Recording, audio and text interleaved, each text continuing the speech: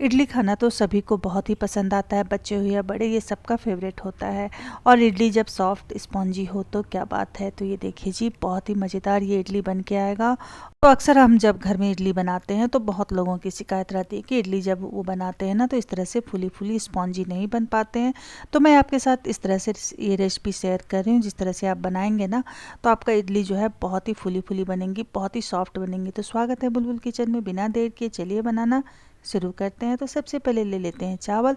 तो चावल, इडली चावल बाज़ार में आसानी से मिल जाते हैं, या सस्ता वाला जो चावल, मोटा चावल होता है ना, आप वो चावल लेके भी इडली बना सकते हैं। तो बस मैं ये हाफ स्टीम वाला जो चावल है ना वही ले रही हूँ।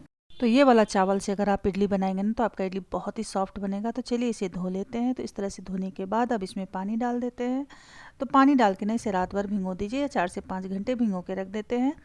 और 3 कटोरी मैंने चावल लिया है, तो 1 कटोरी ये उड़द की दाल ले लेते हैं बिना छिलके वाली। तो इसे भी धो के हम रख देते हैं। तो इसे अच्छे से छांट के धो लीजिए, नहीं तो इसमें कंकर रहते हैं।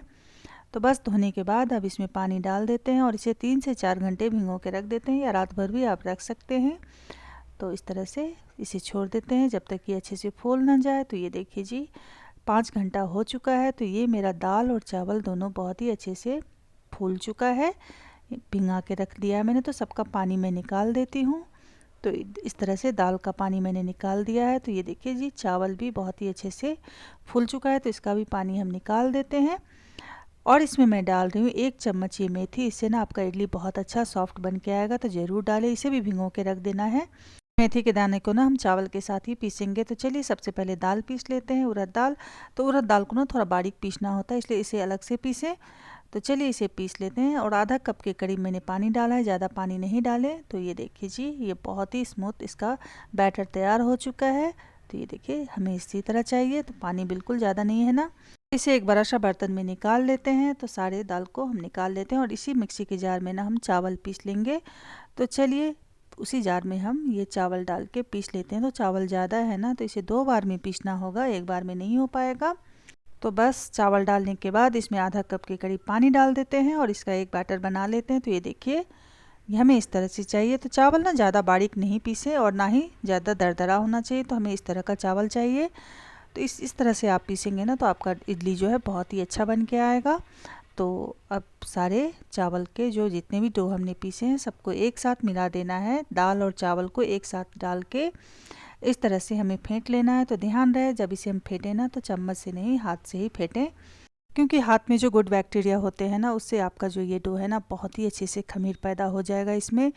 तो कोशिश करें कि हाथ से ही इसे इस तरह से फेंटे। इससे आपका जो है ना इडली बहुत अच्छा बन के आएगा, बहुत ही स्पॉन्जी जालीदार बन के आएगा। तो इस तरह से हाथ से फेंट के आप रखेंगे ना तो बहुत ही जल्दी इसमें खमीर पैदा हो जाएगा। तो इसे ढक के 5 घंटा के लिए मैंने रखा है, आप चाहें तो रात भर के लिए भी रख सकते हैं।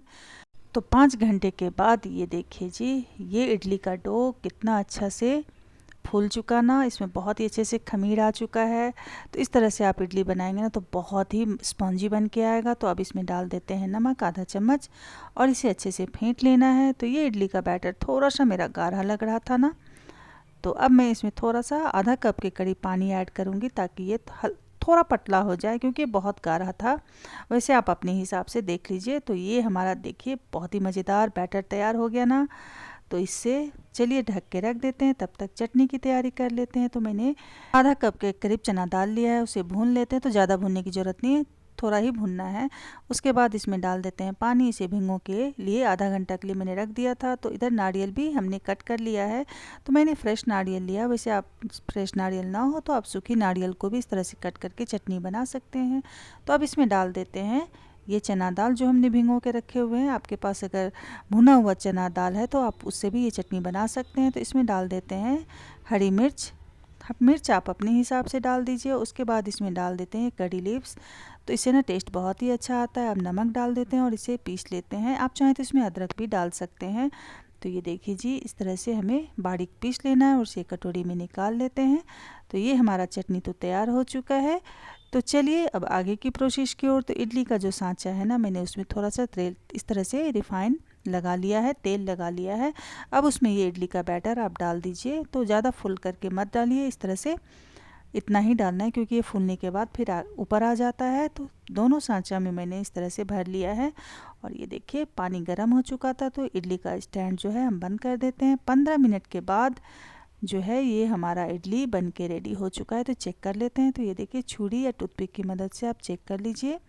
तो इस तरह से आप डालेंगे ना तो आपके छुरी या टूथपिक जब नीट एंड क्लीन आएगा ना तो आपका इडली हो जाएगा। जब तक ठंडा होता है तब तक छौंक रेडी कर लेते हैं। 2 चम्मच सरसों का तेल, 2 खरा लाल मिर्च और 1 चम्मच मैंने काला सरसों राई डाला है। इसमें फ्रेश कड़ी पत्ता को डाल देते हैं और ये छौंक हम रेडी कर लेते हैं। तो ये देखिए छौंक रेडी हो गया। तो चलिए इसे नारियल की चटनी में डाल देते हैं। तो लग रहा है ना बहुत ही मज़ेदार ये चटनी, बहुत ही टेस्टी बन के आता है। तो चटनी भी रेडी हो चुका है। इधर हमारा इडली जो है वो ठंडा हो चुका है। तो ज़्यादा ठंडा नहीं करना है, थोड़ा ठंडा, ताकि इसे आप छुरी से या चम्मच से इस तरह से निकाल पाएँ। ठंडा हो जाएगा तो फिर मज़ा नहीं आएगा खाने में। तो सबसे पहले इसे निकाल के हम हैं, तो ये देखिए बिल्कुल चिपका नहीं ना। तो इस तरह से अगर आप इडली बनाएंगे ना तो बहुत ही इस तरह से स्पॉन्जी और जालीदार बन के आएगा, कभी भी आपका इडली ख़राब नहीं होगा। तो चलिए इसे गर्मा गर्म सर्व करते हैं। तो गर्मा गर्म इडली, नारियल की चटनी, सांभर मिल जाए तो क्या बात है। जब भी आप इस तरह से इडली बनाएंगे ना तो आपका इडली कभी भी ख़राब नहीं होगा और बहुत ही स्पॉन्जी बन के आएगा। तो इस तरह से एक बार आप ज़रूर बनाएं, आपका इडली बहुत ही मज़ेदार बन के आएगा। तो लग रहा है ना बहुत ही टेस्टी। तो स्पॉन्जी कितना है सो देख ही रहे हैं आप। तो ये इडली तो हमारा रेडी हो चुका है। तो जब भी हम बच्चों के लंच में डालते हैं इडली तो वो सूखा सूखा लगता है। तो बच्चों के लंच में जब भी इडली डालें ना तो इस तरह से आप छौंक रेडी कर लें। तो 1 चम्मच मैंने इसमें सरसों का तेल, 1 खरा लाल मिर्च, 1 चम्मच इस तरह से काला सरसों और आधा चम्मच नमक और फ्रेश कड़ी पत्ता या सूखी हो तो भी चलेगा, डाल के इस तरह से हम छौंक रेडी कर लेते हैं। जब ये छौंक अच्छे से पक जाए ना तो जब हम लंच बॉक्स में इडली इस तरह से डाल देंगे। तो ये देखिए इडली डालने के बाद ये छौंक को आप ऊपर से इस तरह से बढ़िया से छिड़क दीजिए। तो ये इडली जो है ना जब आप चटनी नहीं भी डालेंगे तो भी बहुत टेस्टी लगता है खाने में। वैसे चटनी के साथ भी ये बहुत अच्छा लगेगा। तो इस तरह से छौंक रेडी करके आप अगर बच्चों के लंच बॉक्स में डालते हैं ना तो बच्चे तो लंच बॉक्स में इडली कभी छोड़ के आएंगे ही नहीं, चट कर लेंगे। तो ये देखिए, और अगर कभी आप जर्नी जा रहे हैं तो जर्नी में भी इस तरह से आप इडली को छौंक करके ले जा सकते हैं। तो आपका इडली बहुत ही टेस्टी लगेगा खाने में। बिना चटनी का भी ये इडली बहुत अच्छा लगता है। तो ये रेसिपी ना एक बार ज़रूर ट्राई करें। अगर आप मेरे चैनल पे नए हैं तो सब्सक्राइब कर दीजिए और इसी तरह बने रहिए।